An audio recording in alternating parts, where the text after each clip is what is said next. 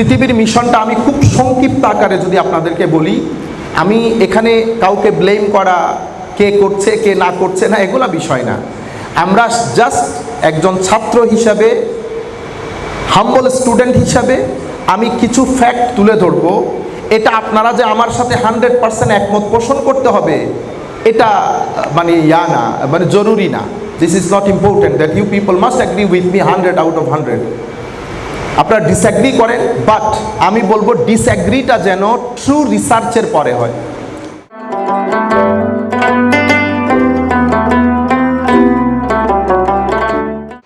সম্মানিত প্রধান অতিথি, আমাদের অত্যন্ত শ্রদ্ধার,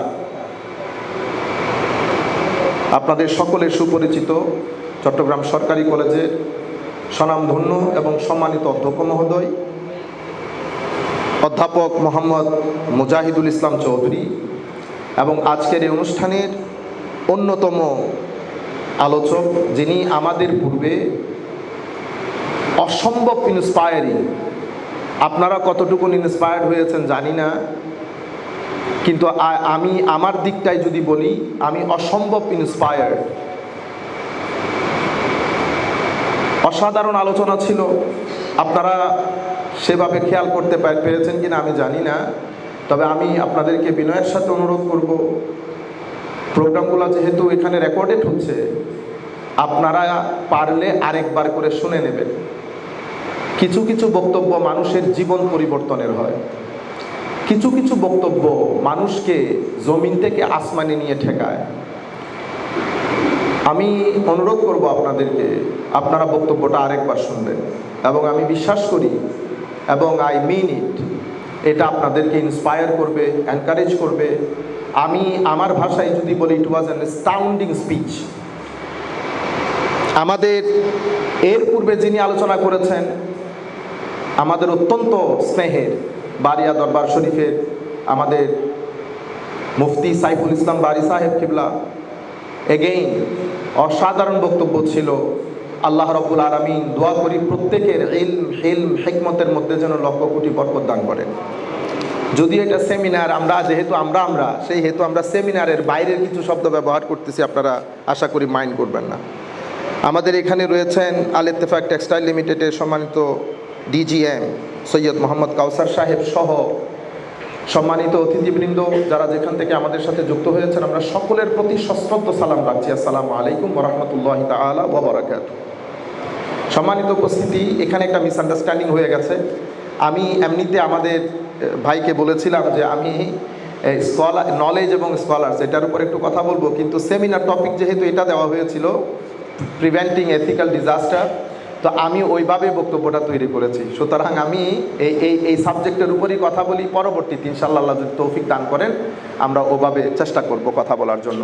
আমি এই বিষয়টাকে সামনে রেখে সূরা নাহালে আমরা দুইটা আয়াতে পাক তিলাওয়াত করেছি, একটা 68 নাম্বার, একটা 69 নাম্বার। আমরা মূল বক্তব্যে যাওয়ার আগে, বক্তব্য অসম্ভব সংক্ষিপ্ত হবে, 35 to 40 মিনিটসের হবে। আমরা একটা ভূমিকা বলি আপনাদেরকে, যাতে আমরা বুঝতে পারি। ভূমিকাটা হচ্ছে বর্তমান যে পৃথিবীতে আমরা বসবাস করছি, সেটাকে আমরা একবার জানার চেষ্টা করা দরকার যে বর্তমান পৃথিবীর মিশনটা কি। আমরা যদি বর্তমান পৃথিবীর মিশন না বুঝি, তাহলে যে সাবজেক্টের উপর কথা বলছি সেই সাবজেক্টটা আমরা বুঝতে পারবো না। পৃথিবীর মিশনটা আমি খুব সংক্ষিপ্ত আকারে যদি আপনাদেরকে বলি, আমি এখানে কাউকে ব্লেম করা, কে করছে কে না করছে না এগুলা বিষয় না। আমরা জাস্ট একজন ছাত্র হিসাবে, হাম্বল স্টুডেন্ট হিসাবে আমি কিছু ফ্যাক্ট তুলে ধরবো। এটা আপনারা যে আমার সাথে 100% একমত পোষণ করতে হবে এটা মানে না, মানে জরুরি না। This is not important that you people must agree with me 100 out of 100। আপনারা ডিসঅ্যাগ্রি করেন, বাট আমি বলবো ডিসঅ্যাগ্রিটা যেন ট্রু রিসার্চের পরে হয়। সম্মানিত উপস্থিতি, বর্তমান পৃথিবীর মধ্যে, পুরা পৃথিবী জুড়ে এখন আমরা একটা মুভমেন্টের মধ্য দিয়ে যাচ্ছি। মুভমেন্টটা হচ্ছে, সেটাকে আপনারা ওয়েস্টার্নাইজেশনও বলতে পারেন, সেটাকে আমরা সেকুলারাইজেশনও বলতে পারি। আমার মনে হয় সেকুলারাইজেশন না বলে ওয়েস্টার্নাইজেশন বললে বেশি ভালো হয়। এই মুভমেন্টটা 4টা জায়গায়, 4টা ডাইমেনশন থেকে পুরা পৃথিবীকে একটা নির্দিষ্ট জায়গায় নিয়ে যাওয়ার জন্য চেষ্টা করছে। এই মুভমেন্টটা চাই পুরা পৃথিবীর মানুষ, no matter which country he or she is from, which language she speaks or he speaks, কোন সংস্কৃতি, কোন কালচার, কোন ভাষা, ডাজন্ট ম্যাটার। এই মুভমেন্টটা কামনা করে আমরা যেন প্রত্যেকেই তাদের মতো করে চিন্তা করি, তাদের সংস্কৃতি লালন করি, তাদের মধ্যে মন মতো করে জীবনটা যাপন করি। বাকি পৃথিবীতে অনেক ভাষা আছে, অনেক ভাষা ইতোমধ্যে পৃথিবীর সমুদ্রে হারিয়ে গেছে, ভবিষ্যতে আরও কত ভাষা পৃথিবী থেকে হারিয়ে যায় আল্লাহ পাক ভালো জানেন। এখনো পর্যন্ত মানে এই পর্যন্ত আমি আপনাকে তো এতটুকুন বলতে পারি যে আমাদের যে সমস্ত পরিবারগুলো, বাংলাদেশের পরিবারগুলো ইউরোপের মধ্যে, আমেরিকার মধ্যে, ইংল্যান্ডের মধ্যে থাকে, তারা অন্তত আগামী 20-30 বছরের মধ্যে আমাদের যে বাংলা ভাষা সেটাও আমাদের ছেলেদের মধ্যে থাকবে না। এবং আমার মনে হয় আমরাও আস্তে আস্তে এখানকার যারা এখানে যারা থাকি, আমাদেরও পরবর্তী প্রজন্ম, হয়তো তার পরবর্তী প্রজন্ম, আমরা বোধহয় এক ভাষার দিকে চলে যাচ্ছি, আমাদের ভাষাটা আস্তে আস্তে ভুলে যাচ্ছে। এবং সেটা আপনারা আমাদের ফেসবুক পোস্টগুলো দেখলে ভালো করে বুঝতে পারবেন। আমাদের ফেসবুক পোস্টের মধ্যে আমরা খুব ভালো শিক্ষিত মানুষও বাংলা ভাষায় শুদ্ধ করে পোস্টগুলো করতে পারি না, কিন্তু ইংরেজিতে করতে পারি। যাই হোক, আমি আপনাদেরকে যে কথাটা বলতে চাচ্ছিলাম যে মুভমেন্টটা চাই আমাদের সব কিছুর জন্য তাদের মতো করে হয়। তো এটা 4 ডাইমেনশন থেকে মুভমেন্টটা হচ্ছে। একটাকে বলা হয় সেকুলারাইজেশন অথবা ওয়েস্টার্নাইজেশন অফ নলেজ। সেকুলারাইজেশন বা ওয়েস্টার্নাইজেশন অফ নলেজ বলতে আমরা যেটা মিন করি সেটা হচ্ছে মানে জ্ঞানের অঙ্গনে, সিলেবাসের অঙ্গনে, শিক্ষার অঙ্গনে ধর্মের কোনো প্রভাব থাকবে না। ধর্ম ধর্মের জায়গায় চলবে, শিক্ষাকে আমি আমার মতো করে সাজাবো, নাম্বার 1। নাম্বার 2, এটাকে বলে সেকুলারাইজেশন অফ কালচার, মানে সংস্কৃতির অঙ্গনে এখানে ধর্মের কোনো প্রভাব থাকবে না। সেই কারণে ওয়েস্টার্ন কান্ট্রিতে দেখবেন আগে যেখানে ওয়ার্শিপ প্লেসগুলোতে মানুষ জড়ো হতো স্যাটারডে সানডে, সেই জায়গাটা এখন দখল করে নিয়েছে সিনেমা এবং থিয়েটার। এখন মানুষ আর ওই জায়গায় যায় না, এই জায়গায় আসে। যাই হোক, তৃতীয় যে বিষয় সেটাকে বলে সেকুলারাইজেশন অফ মোরালিটি। আমরা আজকে যে মোরালিটির কথা বলছি, সেকুলারাইজেশন অফ মোরালিটি মানে আপনি মোরাল ডাইমেনশনের মধ্যে এখানেও ধর্ম থাকতে পারবে না। রাষ্ট্র, রাষ্ট্রের মানুষ, সমাজ ডিসাইড করবে কোনটা মোরাল কোনটা ইমোরাল।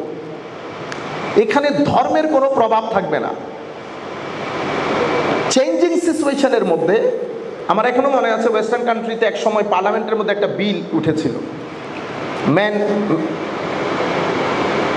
আচ্ছা আমি এটা না বলি, এখানে কিছু শব্দ আমাদের কষ্ট হয়ে যায় এখানে উচ্চারণ করতে। যাই হোক, আমরা এটা বাদ দিই। তো সোসাইটি চেয়েছিল যে এই কাজটা ভালো না, পার্লামেন্টে বিল উঠেছে, তখন এটাকে কন্ডেম করা হয়েছে। ঠিক কিছুদিন পরে আবার এই বিলটা, সেম বিল আবার পার্লামেন্টে উত্থাপিত হয়। উত্থাপিত হওয়ার পরে তখন সোসাইটির ডিমান্ড হচ্ছে এটা আর ইমোরাল না, এটা সোসাইটির মধ্যে চলতে পারে। তখন আবার পার্লামেন্টের মধ্যে বিল উঠার পরে এটাকে আবার জায়েজ ঘোষণা করা হয়। আমি আপনাদেরকে যেটা বলতে চাচ্ছি সেটা হচ্ছে ধর্ম নয়, বরং সমাজের মানুষ ডিসাইড করবে কোনটা ভালো এবং কোনটা মন্দ। এরপরে হচ্ছে সেকুলারাইজেশন অফ পাওয়ার। রাজনীতি বলেন, কনস্টিটিউশন বলেন, কোনো জায়গার মধ্যে ধর্মের কোনো প্রভাব থাকতে পারবে না। এই 4টা ডাইমেনশন থেকে যখন আপনি ধর্মকে বের করে দেবেন, এটা একটা মুভমেন্ট। এই মুভমেন্টটা এখন পুরো পৃথিবী জুড়ে আস্তে আস্তে তার অবস্থানকে সুদৃঢ় করছে এবং সেটা আরও ভবিষ্যতে আরও দূরে যাবে এবং সেটার নতিজা আপনারা এখন দেখছেন। নাটক বলেন, সিনেমা বলেন, আপনারা যদি ইভেন নাটকের ডায়লগটা তুলে ধরেন, নাটকের ডায়লগ, আপনি নাটকের ডায়লগ আপনাকে বলে দিতে পারবে যে আমরা কোন অবক্ষয়তার দিকে যাচ্ছি। এগুলা তো একটা দর্পণ, একটা আয়নার মতো, কিছু জিনিসের মাধ্যমে আপনি সোসাইটিকে মাপতে পারবেন, ফিগার আউট করতে পারবেন। এগুলো সেই ধরনের কিছু আয়না। আমরা যে আরো কত নিচে যাচ্ছি, যেহেতু আমরা একটা সমাজের একটা অংশের সাথে বিলং করি, যেমন ওয়াজ মাহফিল। আপনি ওয়াজ মাহফিলের মধ্যে বসে আমাদের ভাষা, আমাদের প্রেজেন্টেশন, আমাদের হুঙ্কার, এগুলার মাধ্যমেও আপনি বুঝতে পারবেন যে আমরা আসলে কোন দিকে যাচ্ছি। ঠিক আছে, এটা একটা অবস্থা। এখন এটাকে আমি আরেকটু বোঝানোর জন্য আমরা আগে নিজেদেরকে বুঝি আমরা কি। আমাদের অধ্যাপক মাসুম চৌধুরী সাহেব অসাধারণ বলেছেন কিছু কথা। দুইটা জিনিস তো দারুণ, এটা আপনারা আমার মনে হয় যদি ব্যক্তি জীবনে বাস্তবায়ন করতে পারেন বা আপনারা চেষ্টা করতে পারেন, এটা তো গ্যারেন্টি যে সফলতা আসবে। এখন সফলতাকে আপনি কিভাবে ডিফাইন করবেন এটা আপনার ম্যাটার, কিন্তু সফলতা আসে। যেমন একটা কথা উনি চমৎকার বলেছেন, সেটা হচ্ছে কাজ ওইটা করব যেটাতে আমি ইন্টারেস্ট ফিল করি। যে কাজে আমার ইন্টারেস্ট নাই, যেমন আমাকে এক ভদ্রলোক জিজ্ঞেস করতেছেন যে সাংবাদিক আমাদের পরিচিতের মধ্যে, পেপারের জন্য না, এমনিতে ফ্যামিলি টক, আমি বলতেছে আপনি প্রত্যেক দিন এত লম্বা লম্বা সফর করেন, এটা কিভাবে সম্ভব? তা আমাকে জিজ্ঞেস করতেছে মানে কত মাইল আপনি একদিনে সফর করেন?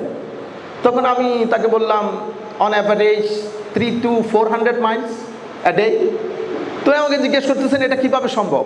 তা আমি বলতেছে এটা সম্ভব যদি কাজটার প্রতি আপনার ইন্টারেস্ট থাকে। ওই কাজ আপনাকে কখনো পরিশ্রান্ত করবে না। আপনি সারা দিন কাজ করবেন কিন্তু আপনি টায়ার্ড ফিল করবেন না যদি কাজে আপনার ইন্টারেস্ট থাকে। আপনারা বোধহয় ওই যে কি বলে এটারে, ওই যে খেলে ক্রিকেটের মধ্যে, এটারে কি বলে, টেস্ট ম্যাচের মধ্যে পুরো দিন এক ভদ্রলোক ব্যাট করে, সে টায়ার্ড ফিল করে না। টায়ার্ড ফিল করলে সে খেলতে পারবে না। এটা শুধু টাকার বিষয় না, এটা ইন্টারেস্ট, মানে আপনি ওই কাজের প্রতি আগ্রহ আছে, আপনার প্রেম আছে, ভালোবাসা আছে, কাজ আপনাকে ইন্টারেস্ট, আপনাকে টায়ার্ড করে নাই। আমার নবী সাল্লাল্লাহু আলাইহি ওয়াসাল্লামের ইন্টারেস্ট কি ছিল? আমার নবীর ইন্টারেস্ট ছিল আমি অন্ধকারের মানুষগুলাকে টেনে আলোতে আনবো। এই অন্ধকার মানুষগুলাকে টেনে আলোতে আনতে গিয়ে আমার নবী পরিবার, পরিজন, সমাজ, দেশ সব কিছু পরিত্যাগ করতে হয়েছে, এবং পৃথিবীর ইতিহাসে সবচেয়ে স্বল্প সময়ের মধ্যে সিভিলাইজেশন, যেটাকে আমরা গ্রিন সিভিলাইজেশন বলতে পারি, প্রতিষ্ঠা করেছে এবং সবচেয়ে বেশি সাফার করেছে।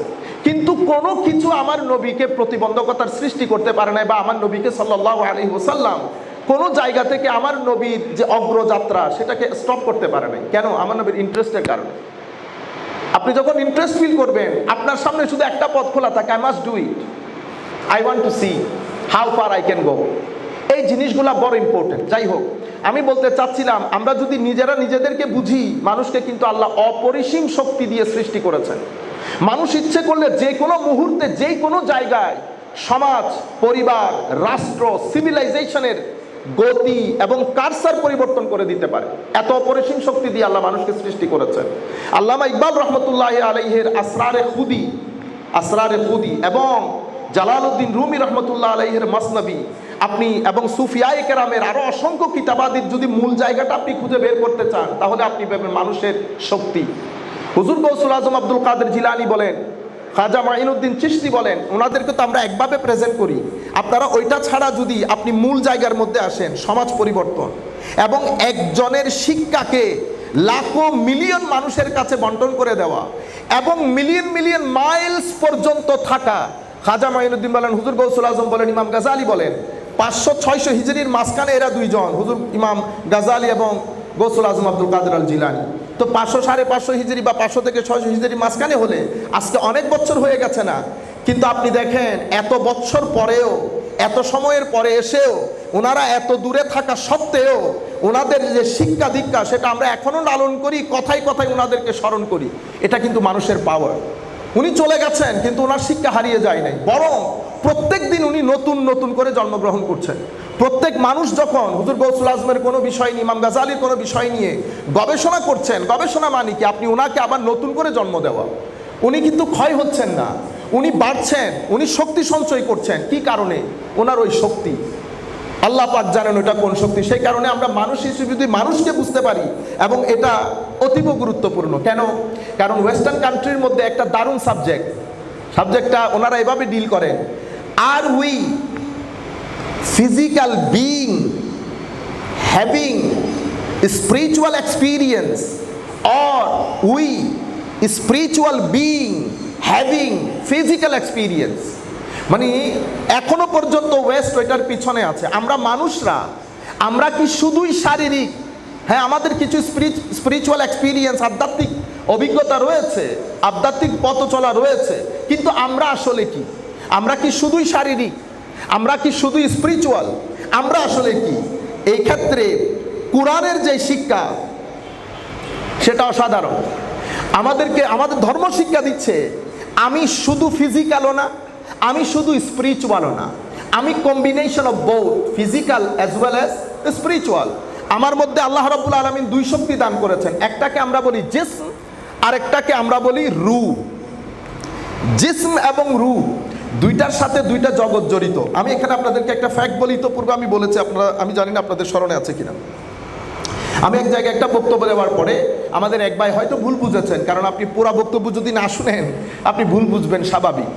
মনে রাখ, আমার কথাটা ছিল এরকম যে আমেরিকার স্বাস্থ্য ব্যবস্থা আমাদের চেয়ে অনেক উন্নত, কোনো সন্দেহ নাই, কিন্তু আমাদের মানসিক স্বাস্থ্য আমেরিকার চেয়ে অনেক উন্নত, এটা নিয়েও কোনো সন্দেহ নেই। আমার কথা ছিল এটা। এখন প্রশ্ন হচ্ছে, আমার মানসিক স্বাস্থ্য আমেরিকার চেয়ে, ইউরোপের চেয়ে, ইংল্যান্ডের চেয়ে উন্নত হওয়ার কারণ কি?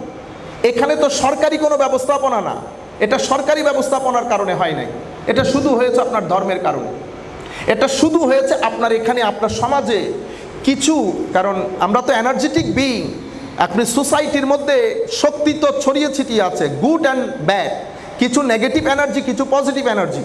আমাদের এখানে আমাদের কিছু মানুষ আছেন যারা এত বেশি পজিটিভ এনার্জির মালিক, তারা পৃথিবী থেকে চলে গেছে, আপনি যদি তাদের পাশে যান স্টিল আপনি চার্জ হচ্ছেন, ওই পজিটিভ এনার্জি আপনাকে স্টিল চার্জ করছে। কারণ সায়েন্স বলছে পজিটিভ এবং নেগেটিভ এনার্জি, যখন কোনো মানুষের ভিতরে পজিটিভ এনার্জি থাকে, সেই মানুষ যার সাথেই মিশুক, যার সাথেই কথা বলুক, পজিটিভ এনার্জির একটা রে আপনি যার সাথে মিশছেন, যার সাথে কথা বলছেন, অটোমেটিক্যালি কনভেইড হয়ে যাবে। আপনি কাউকে বলতেও হবে না ভালো করেন, ভালো করেন। এই মানুষ আপনার সংস্পর্শে আসলে আপনার এই রেইটা অটোমেটিক্যালি তাকে ইন্সপায়ার করবে, তাকে ইমপ্রেস করবে, তার ভিতরে একটা ভালো লাগার তৈরি করবে। এটা কেন? কারণ আপনি আপনার 5 ফ্যাকাল্টি অফ সেন্সেসকে, আপনার চোখ বলেন, নাক বলেন, কান, যেটা আপনার সেন্স অফ পারসেপশন, এটাকে আপনি পজিটিভ এনার্জি আর্ন করার ক্ষেত্রে কাজে লাগিয়েছেন।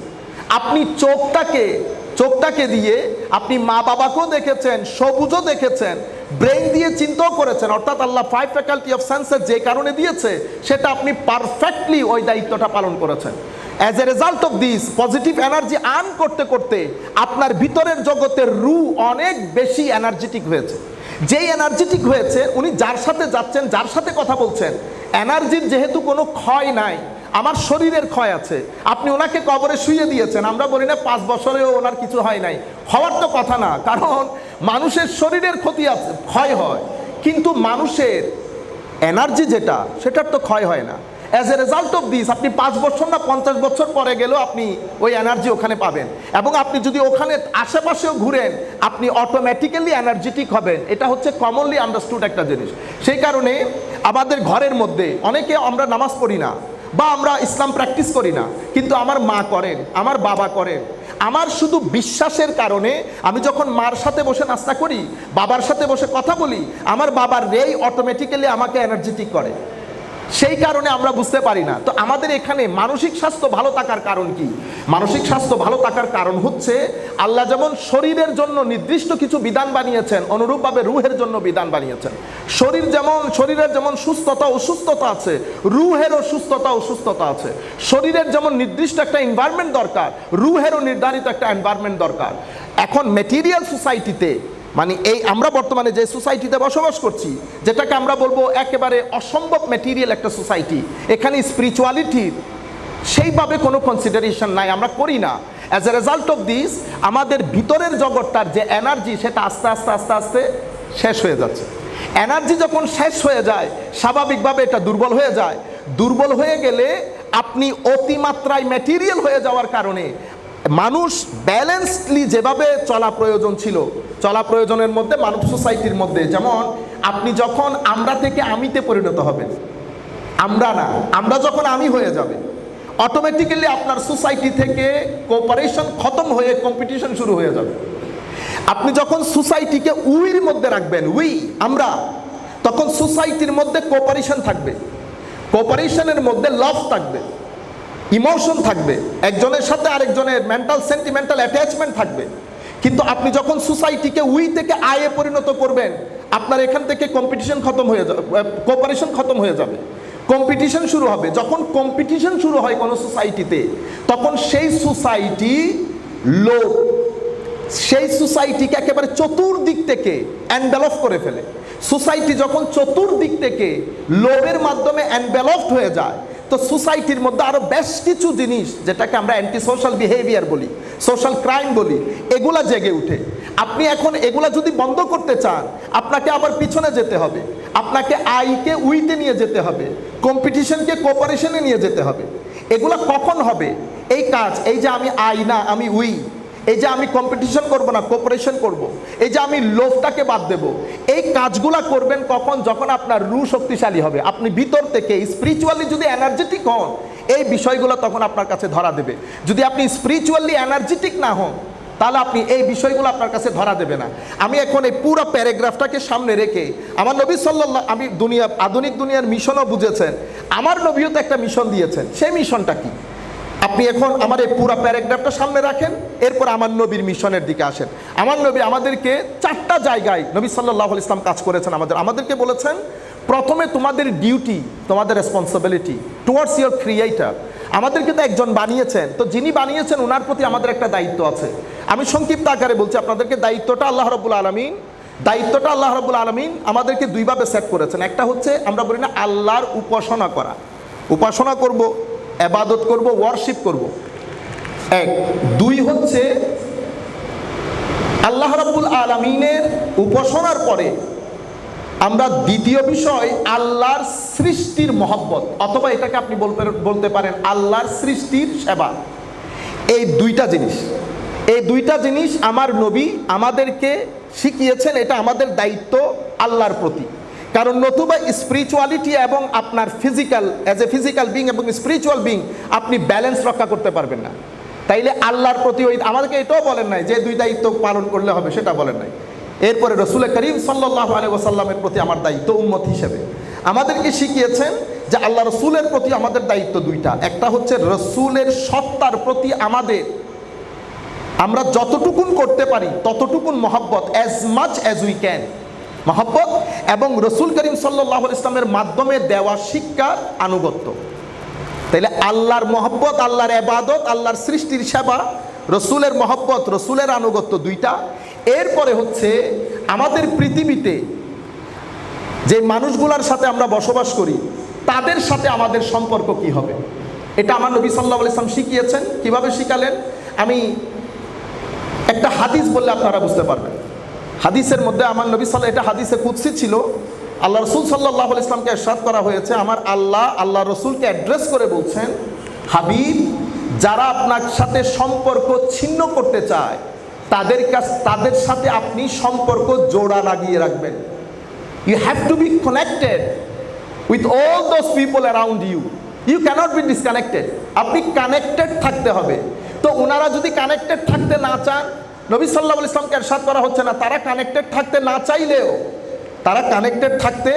না চাইলেও আপনি আপনার পক্ষ থেকে কানেক্টেড থাকবেন, নাম্বার 1। নাম্বার 2, নবী সাল্লাল্লাহু আলাইহি ওয়াসাল্লাম ইরশাদ করা হচ্ছে, কেউ যদি জুলুম করে, অত্যাচার করে আপনার উপর, আপনার অধিকার আদায়ে ব্যর্থ হয়, আপনি তাকে ক্ষমা করে দেবেন।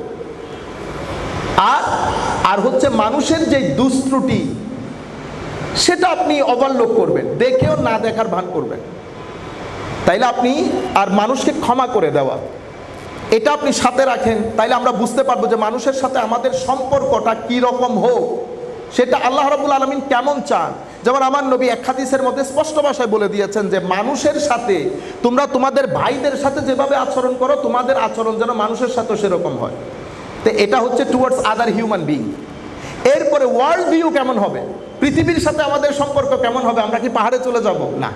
আমার নবী সাল্লাল্লাহু আলাইহি ওয়াসাল্লাম হাদিসে পাকের মধ্যে ইরশাদ করছেন, আর দুনিয়া মাজরাতুল আখিরা, দুনিয়া হচ্ছে এটা আমাদের শস্য ক্ষেত্র, আমরা ফলটা ভোগ করব পরকালে, আমরা চাষাবাদ করব দুনিয়াতে। তো চাষাবাদ কীরকম করে? আপনি কদুর বিচি আপনি লাগালেন, লাগার পরে কি আপনি শুয়ে যেতে পারবেন? না।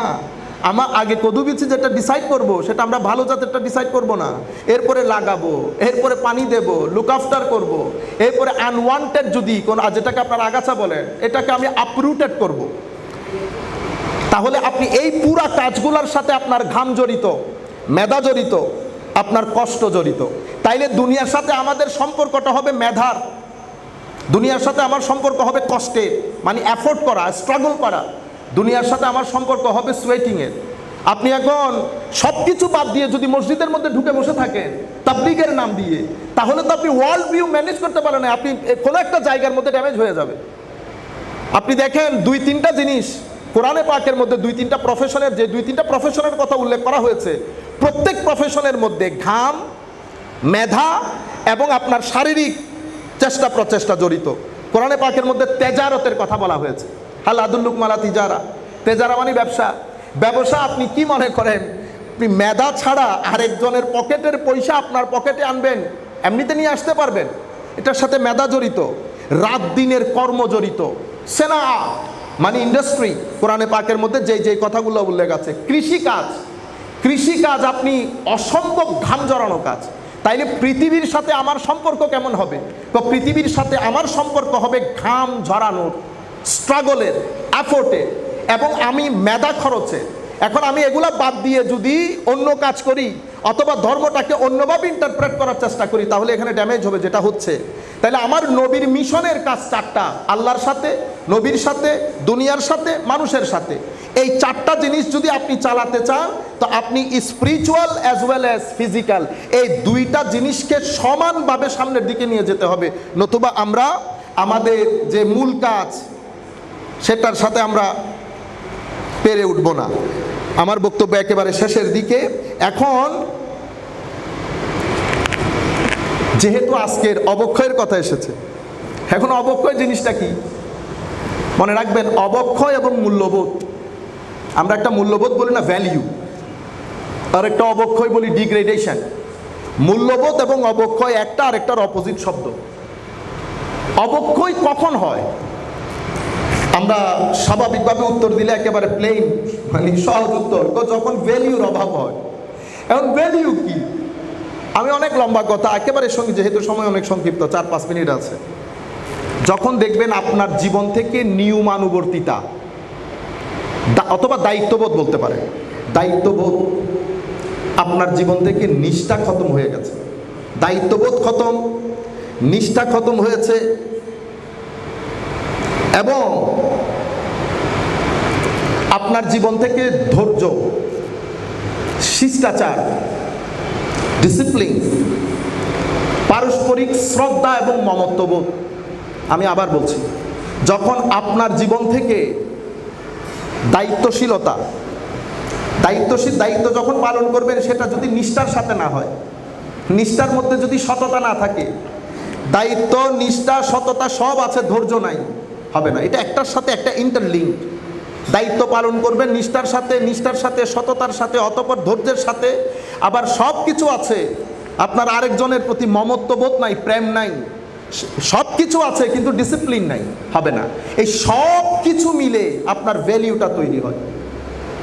এখন এটা যখন সমাজের মধ্যে লস হয়, মানে এই বিষয়গুলা আস্তে আস্তে দায়িত্ববোধ খতম, মমত্ববোধ চলে গেছে, নিষ্ঠা চলে গেছে, সততা চলে গেছে, শেষ পর্যন্ত উপরে উঠতে উঠতে আপনার প্রতি আমার যে দায়িত্ব সেটা নষ্ট হয়ে গেছে, তখন একটা সোসাইটি অবক্ষয়ের দিকে যায়। এবং আমরা অবক্ষয় যখন ঘটে, স্বাভাবিকভাবে সোসাইটি থেকে কোপারেশন খতম হয়ে যায়। এই অবক্ষয়ের দিকে যখন জাতি চলে যায়, এখন এখান থেকে উঠবো কিভাবে? আসেন আমরা সূরা নাহাল থেকে যে আয়াত করেছি ওই আয়াত বলে আমরা শেষ করব। আপনারা জানেন মধু পোকা মধু আহরণ করে, সেই মধু পোকার সূরার নামকরণ করা হয়েছে নাহাল। এই সূরার মধ্যে আল্লাহ বলছেন ওয়া আউহা রব্বুকা ইলান নাহাল, ইয়া রাসূলুল্লাহ সাল্লাল্লাহু আলাইহি ওয়াসাল্লাম, আপনার প্রতিপালক নাহালকে, মধু পোকাকে এলহাম করেছে, প্রত্যাদেশ করেছে। দেখেন, আল্লাহ প্রত্যাদেশ করেছেন মধু পোকাকে।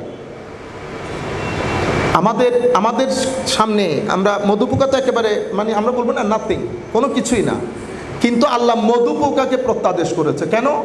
কারণ মধুপোকার সাথে একটা বড় একটা ডিজাইন এবং বড় একটা ওষুধ মধুপোকার সাথে জড়িত, এবং এর উদ্দেশ্য অনেক চমৎকার। এটার সাথে মানুষের ব্যাটারমেন্ট জড়িত। তো পুরা মানে সিস্টেমটাকে, পুরা ইঞ্জিনিয়ারিংটাকে আল্লাহ রাব্বুল আলামিন কিভাবে সাজাচ্ছেন দেখেন, ডিজাইন দিয়েছেন। বলেছে আমি মধুপোকাকে আপনার প্রতিপালক প্রত্যাদেশ করেছে। কি প্রত্যাদেশ করেছে? আনিত্তা খিজি। এখানে একটা চমৎকার কথা আছে, মধুপোকাকে এখানে 4 বার অ্যাড্রেস করা হয়েছে।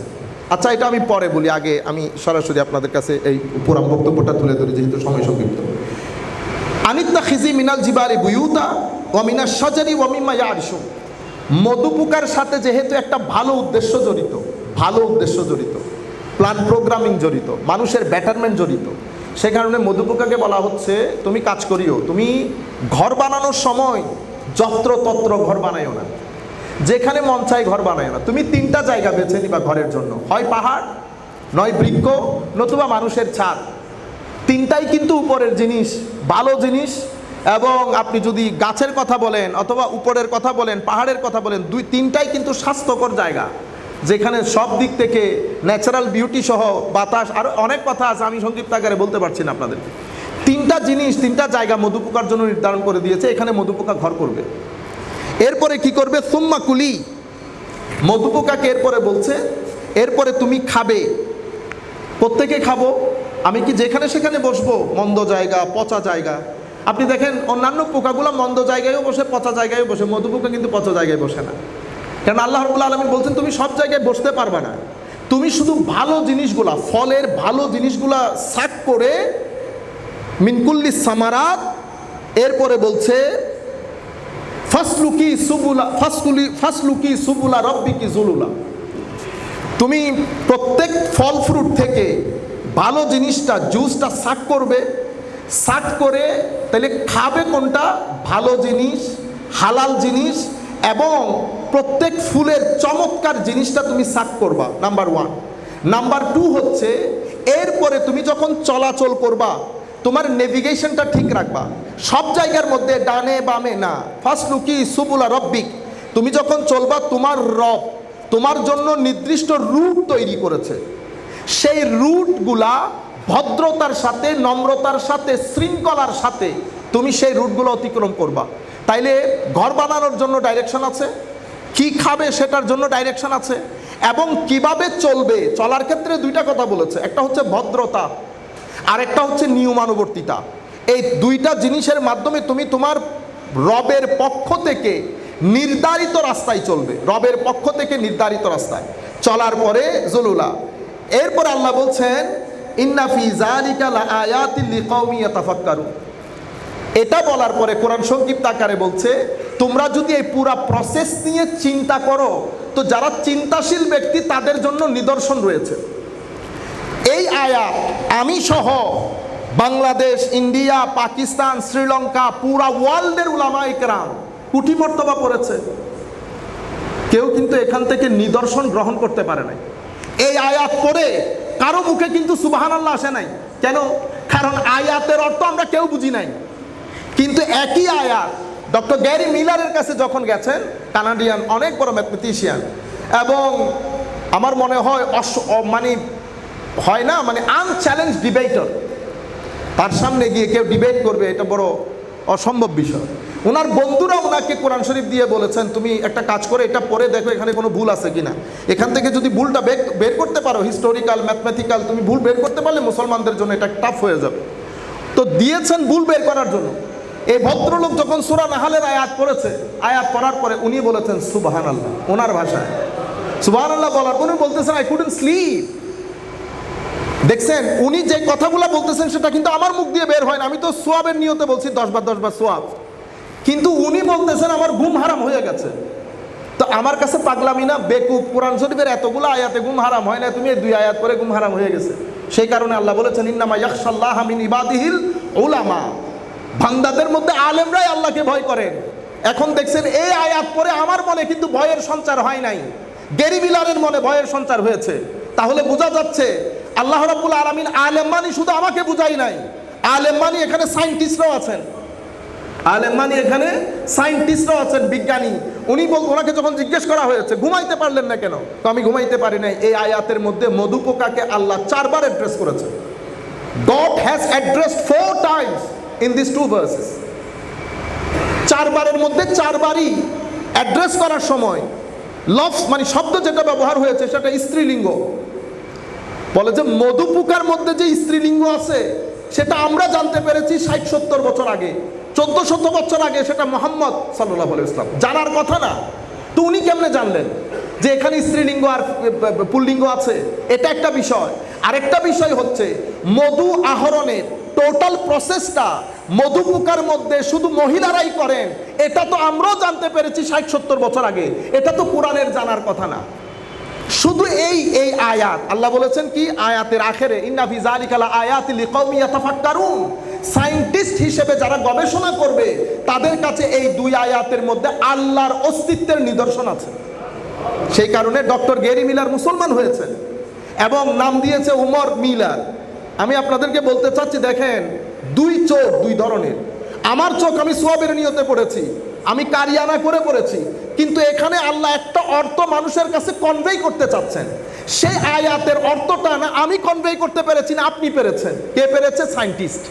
সেই কারণে ইন্নামা ইয়াখশাল্লাহ মিন ইবাদিহিল উলামার মধ্যে আমরা মনে হয় আমরা আরো রিসার্চ করা দরকার। কাদেরকে এখানে ইন করব, কারা কারা এখান থেকে বাদ দেওয়া দরকার। এখানে কেউ সংযোজিত হবে, কেউ বিয়োজিত হবে। যাই হোক, তো আল্লাহ রাব্বুল আলামিন, এটা একটা আয়াত, সূরা নাহালের আয়াত। সূরা নাহালের আয়াতের মধ্যে আল্লাহ রাব্বুল আলামিন মধু পোকার জন্য কি কি বলেছেন, কোথায় ঘর করবেন, কি খাবেন, কিভাবে চলবেন। কারণ আমাদের জন্য নিশ্চয় নিদর্শন আছে, আমাদের জন্য শিক্ষা আছে। শিক্ষাটা কি? আমি এই শিক্ষাটা বলে 1 মিনিটের মধ্যে আমাদের বক্তব্য শেষ করব। সেটা কি? সবচেয়ে বড় বিষয় হচ্ছে মধু পোকাকে বলেছে ঘর বলা হয় পাহাড়ে নয়, গাছে নয়, ছাদে। তাইলে আমরা প্রথম করব উন্নত চিন্তা। নিচের কেন, উপরে। আমরা আমাদের চিন্তাটাকে উন্নত করব, নিচ থেকে তুলে উপরে নিয়ে যাব, যতটুকুন উপরে আমরা নিতে পারি। নাম্বার 1। নাম্বার 2 হচ্ছে আমাদের খাওয়া দাওয়া যেন পরিশীল হয়। যা পারি যেভাবে মন চায় আমরা যেন সেটা না খাই। কেন? কারণ মধু পোকা যখন এই কাজগুলা করেছেন, করার পরে মধু পোকা যখন ওই ফল ফ্রুটের জুসটা সাক করে জমা করেছেন, সেটা মধুতে পরিণত হয়েছে। এবং আমার আল্লাহ বলছেন সেই মধুর মধ্যে আল্লাহ রাব্বুল আলামিন মানুষের জন্য নিরাময় রেখেছেন। এটা মানুষের জন্য ওষুধ। তো মধু পোকা 2-3টা জিনিস মেনটেন করে। নিজের আহরিত জিনিস যদি মানুষের জন্য শেফা বানাতে পারেন, আমরা মানুষও যদি ওই কাজগুলা করি, তো আমাদের শিক্ষা দীক্ষা চাহনীয় মানুষের জন্য নিরাময় হয়, যেটা আউলিয়া ইকরামের ক্ষেত্রে হয়েছে। এটা মধু, ওইটা রুহানি নূর। এখন আমি আমাদের যুবকদের জন্য এই অবক্ষয় থেকে যদি আমরা উঠতে চাই, আমরা মধু পোকার কাছে যাই। তো মধু পোকার থেকে প্রথম যেটা শিক্ষা, আমাদের চিন্তাটা আমরা উপরের করব, খাওয়া দাওয়া পরিশীল করব। নাম্বার 2, ভদ্রতা। পৃথিবীর মধ্যে বোধহয় এর চেয়ে দামি জিনিস আর নাই। আপনি একেবারে মরা বৃক্ষে ফুল ফুটাতে পারবেন ভদ্রতা দিয়ে। আপনাকে অনেক যুক্তি দিয়ে, আপনাকে সায়েন্স দিয়ে আপনি মানুষকে হয়তো একটা জিনিস বোঝাতে পারবেন, মানুষের মন জিততে পারবেন না। কেউ যদি চায় মানুষের মন জয় করতে, তার প্রথম অস্ত্র হচ্ছে ভদ্রতা। আমার নবী সাল্লাল্লাহু আলাইহি ওয়াসাল্লাম কোনো কথা বলতেন না। নবী যখন কারো কাছে গিয়ে বসতেন, ওই বসাটা ওই ব্যক্তির জন্য হেদায়েতের কারণ হতো। আউলিয়া ইকরাম একই জিনিস করেছেন। আমাদের সমাজের মধ্যে আমাদের ভদ্রতার বড় অভাব। এই একটা জিনিস যদি আজকে এখান থেকে শিখে যেতে পারি, আমি আপনাদেরকে গ্যারান্টির সাথে বলছি, আপনি অনেক কাজ করতে হয় না। ভদ্রতা এত উপরের জিনিস। আপনি যেই কোনো প্রজাতির মানুষকে, আপনি যেই কোনো জায়গায় আপনি মানুষের মন জয় করতে পারবেন। ডিবেট দিয়ে কখনো ইসলামের প্রসার হয় নাই, প্রচারও হয় নাই। মানুষ ধর্মের প্রচার এবং প্রসার হয়েছে আউলিয়া ইকরামের ভদ্রতা দিয়ে। ডিবেট দিয়ে আমিও চেয়েছি আপনাকে হারাতে, আপনিও চেয়েছেন আমাকে হারাতে। শেষ পর্যন্ত আল্লাহ পাক জানে এটা পজিটিভ এনার্জি হয়েছে না নেগেটিভ এনার্জি হয়েছে। সম্মানিত উপস্থিতি, সেই কারণে আল্লাহ মধু পোকাকে পর্যন্ত বলছে জুলুলা ফাসলুকি সুবুলা রব্বিকি জুলুলা। আপনি জুলুলার অর্থ সমস্ত মুফাসসিরিনে কেরাম এক বিন্দুর মধ্যে এসে একীভূত হয়েছে। সেটা কি? জুলুলা মানে ভদ্রতা। আজিজিয়ান কেসারি, মধু পোকাকে পর্যন্ত আজিজিয়ান কেসারির কথা বলছেন। 2, 3, এরপরে 4 হচ্ছে আল্লাহর দেখানো পথে চলা। সুবুলা রব্বিক বলেছে। আল্লাহর দেখানো পথ আমি কোথায় পাবো? আম্বিয়া ইকরামের কাছে। আম্বিয়া ইকরামের দেখানো পথ কোথায় পাবো? উলামা ইকরামের কাছে। আপনি এই বাদে সুবুলা রব্বিকার কোনো ঠিকানা নাই। এর পরবর্তীতে আরেকটা বড় বিষয় হচ্ছে অন্যের উপকার সাধন করার নিয়ত করা। মধু পোকার রাত দিন এক করে দিচ্ছে। 60 মাইল, অথবা এটাকে আপনারা আরো নিচের আমরা কি বলি, একটা হচ্ছে মাইলের হিসাব আর একটা কিলোমিটার। 60 কিলো পর্যন্ত সফর করে এই মধু পোকা। ডেইলি 6 কিলো সফর করে শুধুমাত্র 50 মিলিমিটার মধু সংগ্রহের জন্য। 6 কিলোমিটার ডেইলি সফর করে। অন্যের উপকার সাধনের চেষ্টা যখন করেন তো আল্লাহ তাদের পুরো বর্ণনা কোরআন শরীফের মধ্যে দিয়ে সম্মানিত করেছেন। এর পরবর্তীতে নেতৃত্বের প্রতি আনুগত্য রাখা এবং নেতৃত্বের প্রতি অটল অবিচল থাকা। একটা চাকের মধ্যে প্রায় 4000 মধু পোকা থাকে, সেখানে একজন নেত্রী থাকেন, কুইন, যেটাকে মালিকা বলে, কুইন। এবং কিছু মধু পোকাকে সেই চাকের প্রতিরক্ষার দায়িত্ব দেওয়া হয়।